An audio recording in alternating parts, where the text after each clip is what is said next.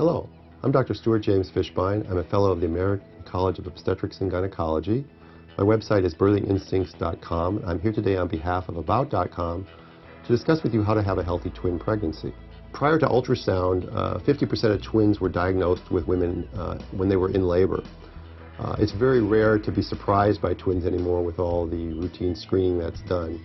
There is a bit of an increased incidence of twinning these days, mainly because of assisted reproductive technology, things like IVF and embryo transfer. So it's not as uncommon as it used to be, and most school classes these days, if you have 30 or 40 kids in it, are going to have one set of twins in there. Nonetheless, it does present an interesting set of circumstances when you are pregnant with twins.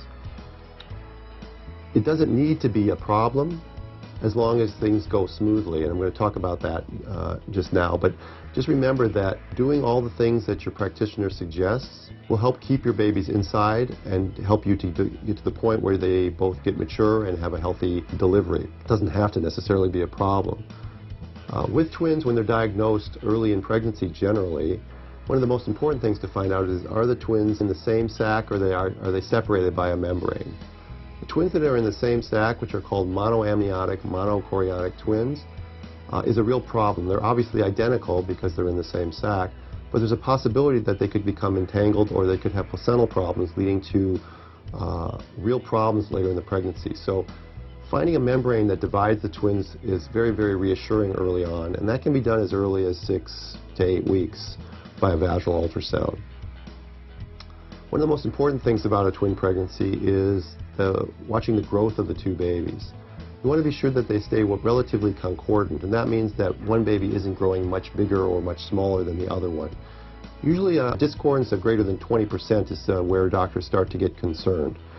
So you will have recommended to you serial ultrasounds during pregnancy, and it would be my advice to do that because we want to be sure that the babies are growing normally, so that again we can allow the pregnancy to progress without a whole bunch of medical interventions. As far as nutrition goes and as far as activity goes, during the first and second trimester, pretty much there's nothing that you need to change.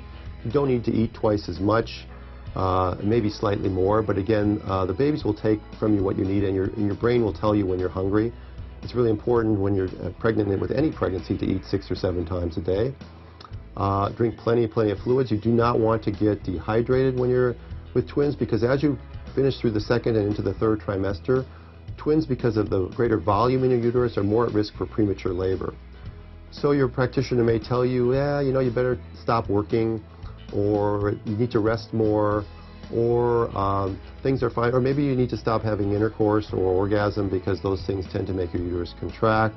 They may give you lists of activities that you can still do that are good for you, like getting in the swimming pool is very good because it's a good exercise for your heart and your limbs without putting a lot of strain on your body by gravity.